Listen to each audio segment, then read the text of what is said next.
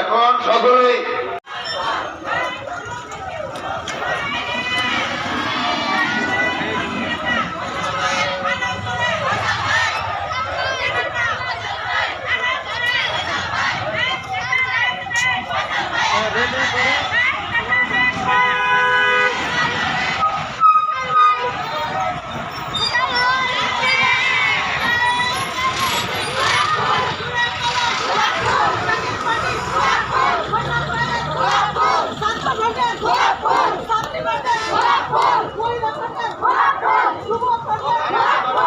ইমানের আগুন জ্বলে উঠবে, এই জজমহালাত তাদের মধ্যে পয়দা হবে,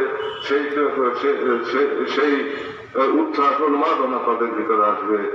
সেটা আমরা ধীরে ধীরে সময়ের বিবর্তনে আমরা সেনার খাতিরে দাদা হুজুর কেবলাদানের খাতিরে রসিলা আল্লাহ তরফে রহমত নিয়ে আসবে জাকের পার্টির মাধ্যমে, এবং সেই রহমতের কারণে মাটির নিচ থেকে সোনার খনি বের হবে, সমুদ্রের পানির নিচ থেকে তেল খনি বের হয়ে আসবে।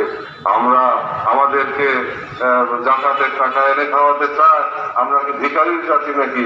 আমরা বাদশার জাতি, আমরা নবাবের জাতি, আমরা সুলতানের জাতি ছিলাম।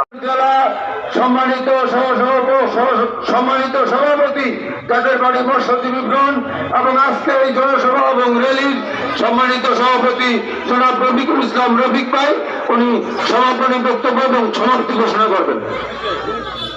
আসসালামু আলাইকুম রাহমাতুল্লাহি ওয়া বারাকাতুহু। আপনারা নীরব না বিপ্লব? কথা বলেন। আগামীতে বিপ্লবের মাধ্যমে বাংলাদেশকে ইসলামিক আমাদের গাজীপুর জেলার ডিসি মহোদয়, গাজীপুর জেলার পুলিশ সুপার, এসপি মহোদয়, টালিগঞ্জ উপজেলার